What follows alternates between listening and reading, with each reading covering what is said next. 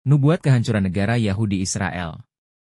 Allah Ta'ala berfirman, dan telah kami tetapkan terhadap Bani Israel dalam kitab itu, sesungguhnya kalian akan membuat kerusakan di muka bumi ini 2 kali dan pasti kalian akan menyombongkan diri dengan kesombongan yang besar. Maka apabila datang saat hukuman bagi kejahatan pertama dari kedua kejahatan itu, kami datangkan kepada kalian hamba-hamba kami yang mempunyai kekuatan yang besar, lalu mereka merajalela di kampung-kampung, dan itulah ketetapan yang pasti terlaksana. Kemudian kami berikan kepada kalian giliran untuk mengalahkan mereka kembali, dan kami membantu kalian dengan harta kekayaan dan anak-anak, dan kami jadikan kalian sebagai kelompok yang besar. Jika kalian berbuat baik berarti kalian berbuat baik bagi diri kalian sendiri, dan jika kalian berbuat jahat maka sesungguhnya kejahatan itu bagi kalian sendiri. Dan apabila datang saat hukuman bagi kejahatan yang kedua, kami datangkan orang-orang lain untuk menyuramkan muka-muka kalian dan mereka masuk ke dalam masjid, sebagaimana musuh-musuh kalian memasukinya pada kali yang pertama dan untuk membinasakan sehabis-habisnya apa saja yang mereka kuasai. Mudah-mudahan Rabb kalian akan melimpahkan rahmat-Nya kepada kalian, dan sekiranya kalian kembali kepada kedurhakaan, niscaya kami kembali mengazab kalian dan kami jadikan neraka jahanam penjara bagi orang-orang yang tidak beriman. Al-Isra 17:48. Dalam ayat-ayat di atas diterangkan, Bani Israel akan berbuat kerusakan yang besar di bumi sebanyak 2 kali. Pada kerusakan pertama, mereka dihancurkan dan dikuasai oleh hamba-hamba Allah yang perkasa dan keras. Kemudian Bani Israel bisa menyusun kembali kekuatan mereka dan hidup seperti sedia kala. Kemudian mereka berbuat kerusakan besar lagi, dan kembali mereka dihancurkan oleh hamba-hamba Allah yang perkasa. Musuh akan menghinakan mereka, menguasai Baitul Maqdis, bumi Palestina, dan membuat kerusakan besar. Mengenai kerusakan pertama, para ulama tafsir telah bersepakat bahwa hal itu telah terjadi di masa yang lampau. Hanya saja mereka berbeda pendapat tentang siapa sosok hamba-hamba Allah yang mengalahkan dan menghancurkan Bani Israel tersebut. Menurut Ibnu Abbas dan Qatadah mereka adalah Jalut dan tentaranya, menurut Sa'idi bin Jubair mereka adalah Sanharib Raja Mausil, Irak. Menurut Hasan al-Basyadis teriwayati adalah kaum Amalikah, sedang menurut Mujahid dan sebagian ulama lain adalah Nebuchadnezzar Raja Babilonia. Para ulama juga berbeda pendapat tentang kapan perusakan Bani Israel yang kedua dan hukuman kedua terjadi. Sebagian ulama menyatakan hukuman kedua terjadi melalui lengan Nebuchadnezzar Raja Babilonia, sebagian ulama berpendapat mereka adalah tentara Romawi, sementara sebagian ulama lain berpendapat melalui tangan kaum muslimin pada masa Rasulullah Shallallahu Alaihi Wasallam dan sahabat.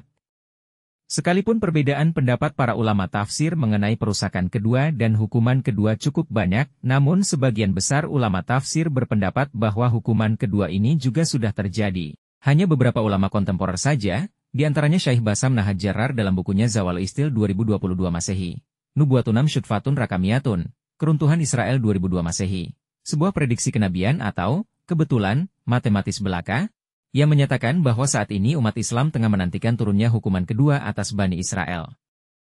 Baik ulama yang berpendapat bahwa hukuman kedua sudah terjadi, maupun ulama yang berpendapat bahwa hukuman kedua belum terjadi, semuanya sepakat bahwa setiap kali Bani Israel berbuat kerusakan di muka bumi, hukuman Allah akan menimpa mereka. Hal ini berdasar nas Al-Quran, mudah-mudahan Rabb kalian akan melimpahkan rahmat-Nya kepada kalian, dan sekiranya kalian kembali kepada kedurhakaan. Niscaya kami kembali mengazab kalian dan kami jadikan neraka jahanam penjara bagi orang-orang yang tidak beriman. Al-Isra 17:8. Berdirinya negara Israel di atas bumi Islam Palestina, pengusiran berjuta-juta kaum muslimin Palestina, pembunuhan, penculikan, penggusuran dan pembantaian terus-menerus yang dilakukan oleh negara Israel kepada umat Islam di Palestina, Lebanon, dan sekitarnya merupakan bukti tak terbantahkan atas kerusakan besar yang mereka lakukan di muka bumi. Maka, cepat atau lambat kehancuran dan azab Allah akan menimpa mereka melalui tangan hamba-hambanya yang perkasa. Sesungguhnya hal ini merupakan kabar gembira bagi kaum muslimin yang saat ini tengah berjihad melawan Yahudi dan negara-negara salibis sekuler yang membantunya. Setelah menyebutkan jalan perjalanan sejarah yang telah, sedang, dan akan dilalui oleh Bani Israel dalam ayat-ayat di atas, Allah kemudian berfirman, sesungguhnya Al-Quran ini memberikan petunjuk kepada jalan yang lebih lurus dan memberi kabar gembira kepada orang-orang mukmin yang mengerjakan amal syalih, bahwa bagi mereka ada pahala yang besar. Dan sesungguhnya orang-orang yang tidak beriman kepada hari akhirat, kami sediakan bagi mereka azab yang pedih. Al-Isra 17 September 10. Ayat-ayat Al-Quran ini memberikan kabar gembira kepada kaum muslimin yang hari ini tengah berjuang demi membebaskan Palestina dari cengkraman negara najis Zionis Israel. Meskipun di atas kertas perimbangan kekuatan kaum muslimin dengan kekuatan negara Israel yang didukung oleh negara-negara kafir dunia itu sangat tidak berimbang, namun janji Allah pasti akan terlaksana. umat Islam akan mampu mengalahkan kaum Yahudi, merebut kembali Palestina dan menegakkan khilafah Islamiyah di bumi suci tersebut. Rasulullah Shallallahu Alaihi Wasallam telah memberikan kabar gembira akan hal itu dalam sabdanya.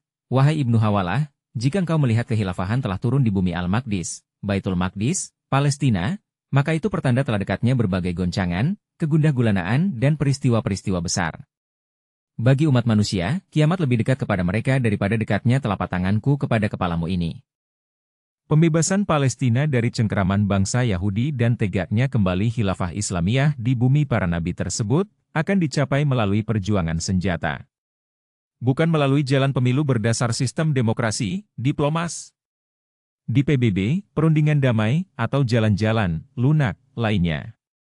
Hal ini wajar, karena bangsa Yahudi menjajah bumi Palestina melalui kekuatan militer, dengan membonceng tentara Inggris dan Prancis dalam Perang Dunia Pertama, bangsa Yahudi itu juga mempertahankan penjajahannya sampai hari ini melalui teror-teror militer yang semakin hari semakin menjadi.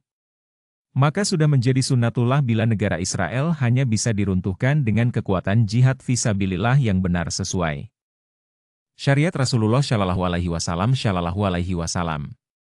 Dalam kancah jihad fisabilillah di bumi Palestina inilah, akhirnya kaum muslimin mampu menghapus kaum Yahudi dari bumi Isra. Kaum muslimin Palestina akan bahu-membahu dengan kaum muslimin di negeri-negeri sekitarnya dalam menunaikan misi suci tersebut.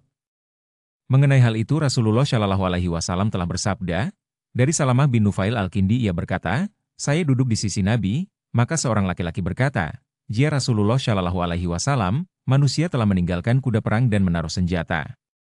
Mereka mengatakan tidak ada jihad lagi, perang telah selesai. Mendengar pengaduan itu, Rasulullah Shallallahu Alaihi Wasallam menghadapkan wajahnya dan bersabda, ya mereka berdusta. Sekarang, perang telah tiba. Akan senantiasa ada dari umatku, umat yang berperang di atas kebenaran. Allah menyesatkan hati-hati sebagian manusia dan memberi rezeki umat tersebut dari hamba-hambanya yang tersesat, ghanimah.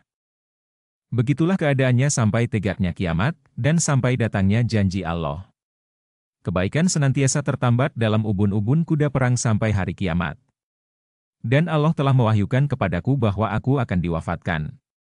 Aku tidak akan kekal di dunia ini, dan kalian akan saling menyusulku, sebagian kalian memerangi sebagian yang lain. Dan kampung halaman kaum beriman adalah Syam. Dalam riwayat lain dari Abu Hurairah bahwasanya Rasulullah Shallallahu Alaihi Wasallam akan senantiasa ada sekelompok umatku yang tegak di atas urusan agama Allah dan memperjuangkannya. Orang-orang yang memusuhi mereka tidak mampu menimpakan bencana kepada mereka. Mereka memerangi musuh-musuh Allah setiap kali sebuah peperangan melawan kaum kafir berhenti.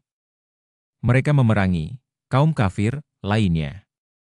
Allah menyesatkan hati sebuah kaum dan Allah memberi rizki bagi kelompok beriman tersebut dengan harta rampasan perang dari kaum yang tersesat ini.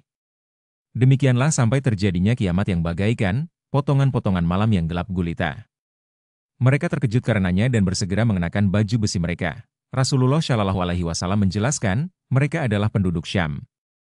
Rasulullah Shallallahu Alaihi Wasallam mencoret di tanah dengan jari beliau dan menunjuk ke arah Syam sampai jari beliau sakit.